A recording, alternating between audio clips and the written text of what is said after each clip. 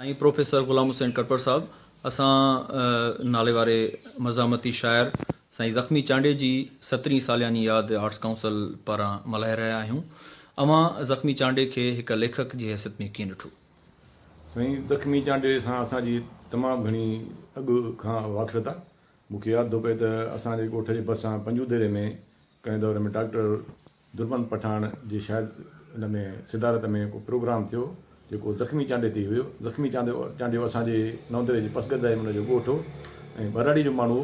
मूंखे हुनजो जेका शाइरी आहे उहा मज़ाहिमती शाइर हुनजो जेको तख़ल्लुस आहे ज़ख़्मी उहो ई ॿुधाए थो त हू ज़ख़्मी थियल आहे ऐं मतिलबु हुन मज़ाहिमत कंदे ई ज़ख़्मी थियो आहे।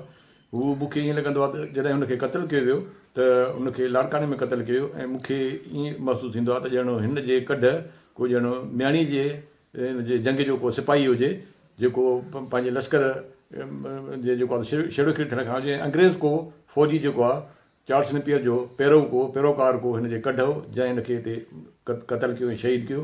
हू सिंध जो हिकिड़ो वॾो नालो हो, मज़ाहिमती शाइर हो। हुन पंहिंजे औलाद जी बि तरबियत इहा ई कई आहे जो हू उन जे रस्ते ते हली रहिया आहिनि ऐं शिकिल शफ़ात में बि ईअं लॻंदो त ॼण हिकिड़ो सिंध जो ॼण हिकिड़ो विड़ाक सिपाही आहे।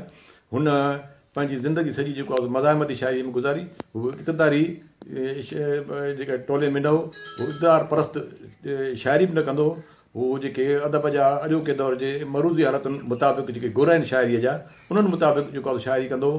अॼोके दौर में सिंध जो जेको माहौल आहे उहो जेको आहे सो हिन उनजी मरूज़ी हालतुनि जेके ॿुधाइनि थियूं त सिंध में कहिड़े क़िस्म जी शाइरी जो मार्केट आहे उन हिसाब किताब सां शाइरी कंदो। मूंखे मां हुनजा कुझु शाइरी जा किताब पढ़िया आहिनि जेको आहे हुनजी शाइरी जेको आहे मुकमिल तौर ते जेको आहे सिंध दोस्त ऐं धरती दोस्त शाइरी आहे ऐं असां हुनजी शाइरीअ खे सलाम था पेश कयूं। नौजवान माण्हू ऐं हुनखे जेको आहे पंहिंजे नौजवानी वारे हिन में दौर में जेको आहे रस्ते तां हटाए वियो। ख़बर न आहे त कहिड़ियूं ॻुझियूं एजेंसियूं या को बि कहिड़ो माण्हू जेको आहे हुनजे कढ हो जंहिं हिनखे पंहिंजे रस्ते सां हटायो। हीउ जेको हिन जे लाइ इहो चए थो हिन जो कबीलाई जहिड़ो थी सघे थो, कबीलाई जहिड़े जे पुठियां हिन जी जेका सियासी सोच हुई उनजो को दुश्मन हुजे जेको हिन जे पुठियां लॻल हुजे ऐं हिन जी आवाज़ खे ख़तमु करण लाइ लाड़काणे जे 7 नंबर नाके ते हिन खे जेको आहे उन रस्ते सां हटाए वियो।